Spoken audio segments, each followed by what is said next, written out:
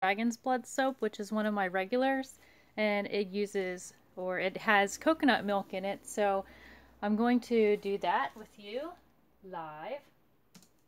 Let me pull the chat up over on my other computer over here really quick, and then I can get started. That way.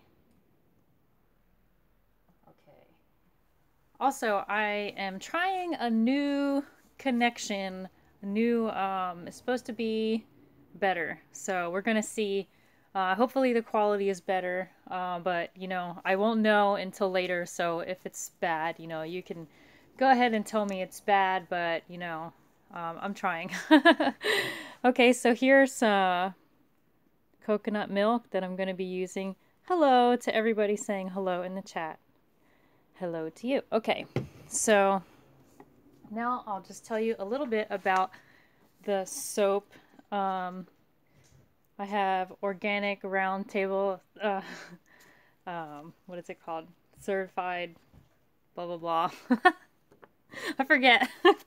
Palm oil. And, okay, in the chat they're saying the quality seems fine. Thank you. Thank you for that feedback. Sunflower oil, safflower oil, coconut oil, shea butter. Actually, it's organic shea butter that I have this time, because I ran out of regular, and organic cocoa butter and some castor oil for bubbles, and the coconut milk that I showed you. And then for scent, I'm using a mixture of fragrance and essential oils. So I have a dragon's blood fragrance, and sometimes people ask me, why dragon's blood? Is it a mythical creature? Does it actually have blood in it, or what's going on? It's actually what they call it. There's a dragon's blood tree, and it makes a fragrant scented tree resin. So that's why it's called dragon's blood. I also add in patchouli, valerian, and vetiver. So it has 3 essential oils that I add in addition to the fragrance. And let's see, anything else in there? No, that's it. Okay, so I'm going to be doing 8 loaves of the 2-pound loaf. It's actually 2.5-pound loaves, but I call them 2-pound loaf. What does it smell like? It's a little bit spicy and a little bit like resin. It's really earthy. So let's see. I would try to, let's see. It's like more, it has really like an incense kind of smell to it. Like if you smell like you go to the hippie shop or whatever kind of place and has the incense burning, it kind of has like a nice earthy incense kind of smell to it. And I also make the dragon's blood incense too, using the same fragrance and essential oil blend. So I make a matching incense. So these oils are not all of it. I have the hard oils that are melted over here, so I'm going to get those first because I have a lot more of that. Also, last time I made a video, I was talking about my rebatch soap, and someone left me a mean comment because they thought it was awful. And I don't think that they understood that I'm not like melting down used soaps. I melt down like when the soaps are finished. I have like brand new just shavings and stuff from the soap that I melt down. So also back in the corner I have the rebatch soap melting to make more of that. And don't mind my crock pot. Every time I wash it, more and more enamel comes off, and it's really old and it works great, so I just can't bring myself to get rid of it yet. But so over there I have the some more rebatch soap getting made.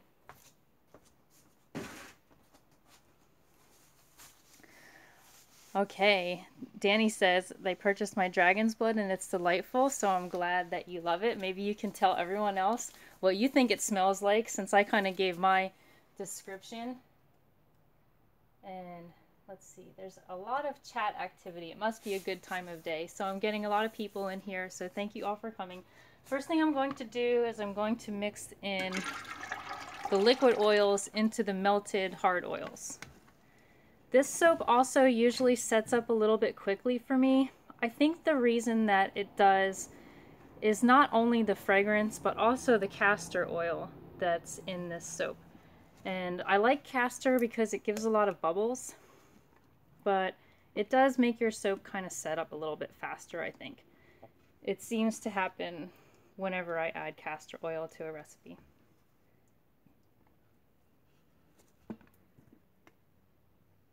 Okay, so now I have that. Let me put this aside. All right. So that's good. And then I'm going to add the coconut milk right into the lye solution, which I have over in this mixing bowl over here to the right of the screen. So I'm going to add that into there. One thing that I like about coconut milk is that it doesn't discolor like cow's milk or like goat's milk does. So the fragrance does discolor this, so it will turn dark, but it's not from the coconut milk. Okay, that's enough. Okay, I'm gonna just put this over to the side, I guess, and then I'm gonna just kind of move this over a little bit so I can bring my soap molds down. I have them on a tray.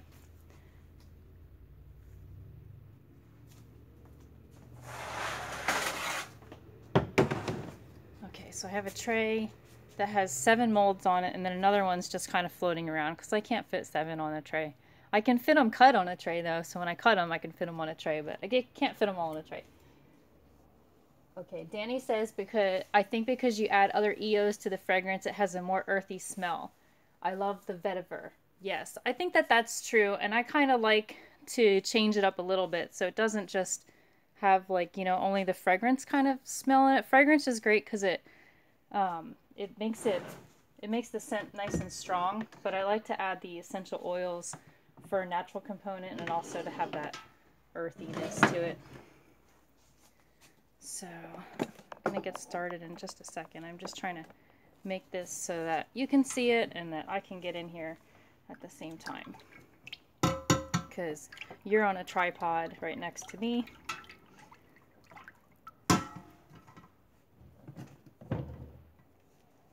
And I'm just going to, it's a good temperature. Okay. And I have this, I usually leave the lid on because it's so strong that if I take the lid off, it really starts to bother me. It's really strong, but it doesn't make the soap overly strong. It just, you know,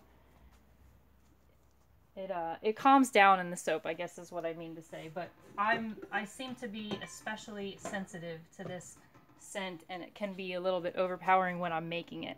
So now I have this lye solution. I'm going to go ahead and mix this in. And almost forgot, I do want to actually have this little bucket back over here because it's hard to pour from this big pot into the molds. So I pour it into the little bucket and then pour it into the molds.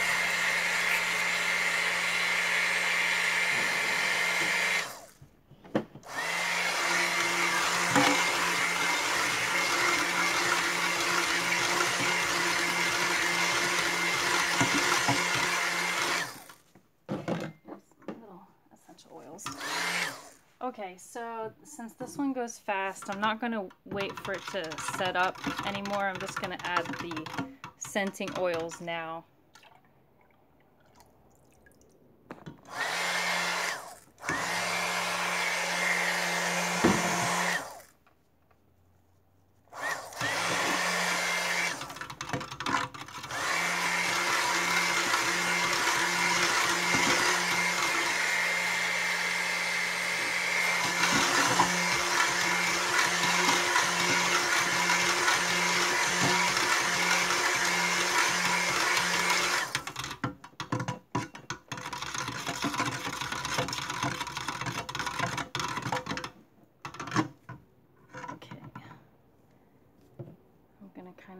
Check it with the spatula for thickness to see, you know, the viscosity, if it's setting up super fast, if it's, yeah, it's starting to trace now, so I shouldn't need this stick blender because I know from experience that it's gonna set up. Wow, from all over, from Norway, from India, hello.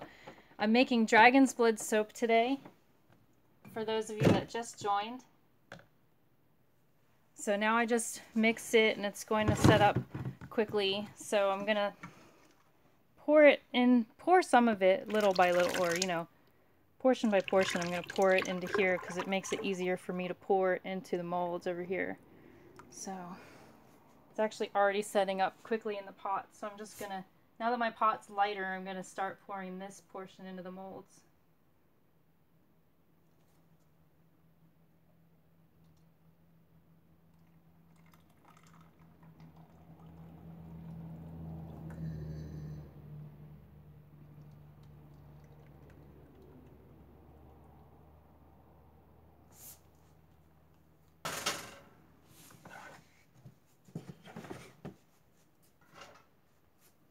Yeah, it's kind of getting thick now.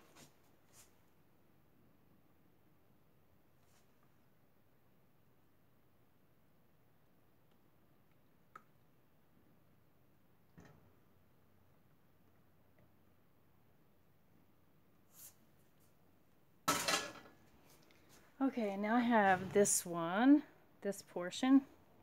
So I'm just gonna pour this in. So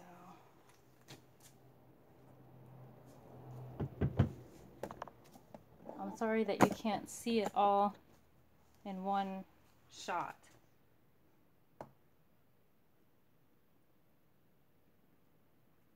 Oops. Sometimes I overfill it a little bit, but that's okay.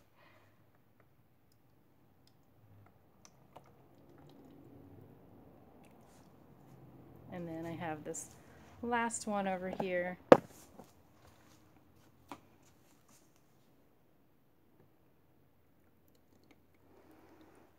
It's starting to get nice and thick. Oops.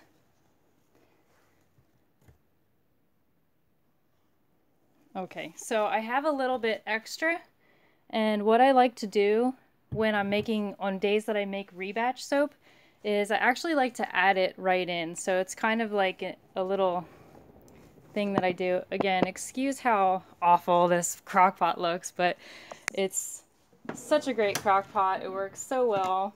But every time I get soap on it and wash it off, I wash off more enamel. And the inside part is, you know, this part comes out, and that's, you know, that part looks okay. It's the other part. It's like an old grandma one. So a lot of times I just like to add the leftover soap, if I'm making another soap that day, right into the rebatch. And then it really helps to adhere all of those pieces together, all of those little tiny pieces of like the ground up soap, or the little extra pieces from that I shave off. I'll show you again for those of you that weren't here earlier. When I make the rebatch soap, a lot of times I'm shaving off, like these are from a loaf that I shaved off the bottoms and the tops or whatever. And all of these, instead of just throwing them away, wasting them, I melt them down into a sort of recycled soap. It's all brand new, unused soap. It's just extra. It's like factory extra. So I'm able to just kind of recycle it back into a usable bar of soap that I can, a lot of times I give them away, one free per order. Now I'm out of stock because I had a big sale on them. But I have a coupon code free soap. So if you add it to your cart and you use that coupon, normally one would be free.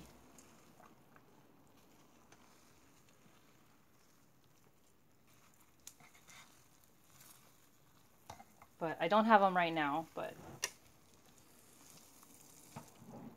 this is how I do it. And now it makes it more like a hot process soap. So I'm going to continue to cook this until it goes mild, because now that I added fresh soap, it has to go through the regular hot process stages.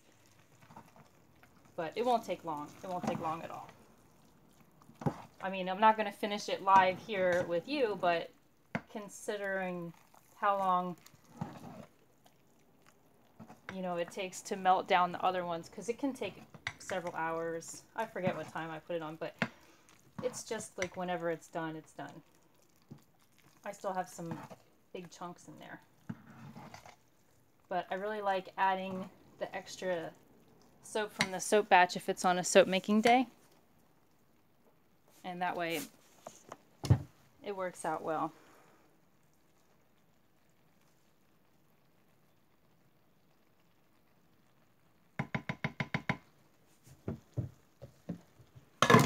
Okay, so I'm gonna leave that.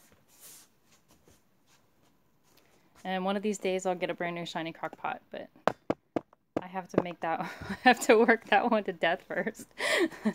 Okay, so there's the soaps that I made, and that's pretty much it for today. Let me see if anyone had any questions. Rebecca says it's an amazing soap. I think that she is referring to the Rebadge soap. And had someone come in, say hello from Hong Kong, from Maryland, from Norway, from India, from southern Indiana, from Holland, from California. Let's see. Everyone's telling me where they're from. I love the pomegranate soap. Oh, that was probably one of you just bought something. If you heard my little cha-ching, that's my cash register for when I sell something. And North Carolina. And let's see, I think those are all the places that I can see right now. I'm sorry if I missed one. So, oh, and Nevada came in. Mary has asked if I ever have a question and answer about how I got started in soaping in Massachusetts.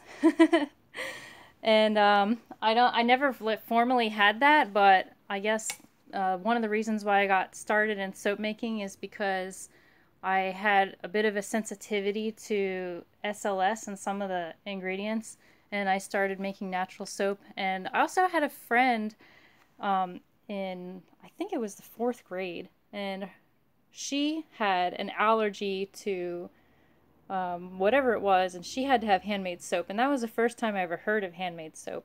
And then I always wanted to try it, and then one day I just, you know, tried it, and I liked it, and I kept on doing it. I don't know. So I guess it was kind of like a combination of many reasons, and I just enjoy it. And one from Canada and East Tennessee. There must be a difference between East and West Tennessee. I'm not aware of it, but there must be a difference. From the UK, okay. All right, well, that's in South Africa, so everyone's calling out where they're from, so that's awesome. All right, well, I guess I'm pretty much done here today, so I will see you all next time, and thank you for taking part and giving me some feedback on the video. I tried a new, it's a new router, and hopefully it's supposed to be better. So I don't know. I'll go over the quality. We'll see. I had it on the old signal, and it said, YouTube gave me this warning. It said your video stream is going to be poor quality, or whatever, however they phrase it. And then I switched, and this one it says good. So I don't know. Maybe that's going to work out. Okay, so thank you everyone, and I'll see you next time. These will be for sale. Oh yeah, before I go, I'll show you. I have them for sale right now. This is just the restock batch, so I'll show you really quick what it will look like when I'm done. So hang on.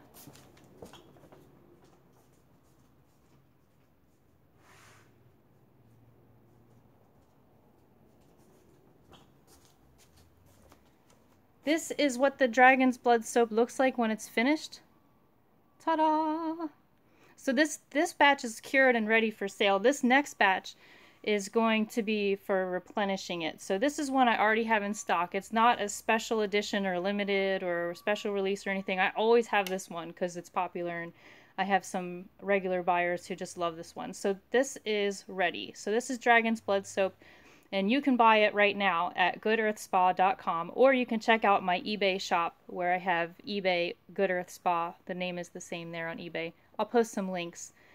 So that's what it looks like when it's done. There's no designs or anything. It's just a, you know, just a soap. But it's a 4-ounce bar of soap, and it has the dragon's blood scent. Okay. All right. Thanks, everyone. And I'm going to go for real this time. So sad. It's over. Okay. See you guys later. Bye-bye.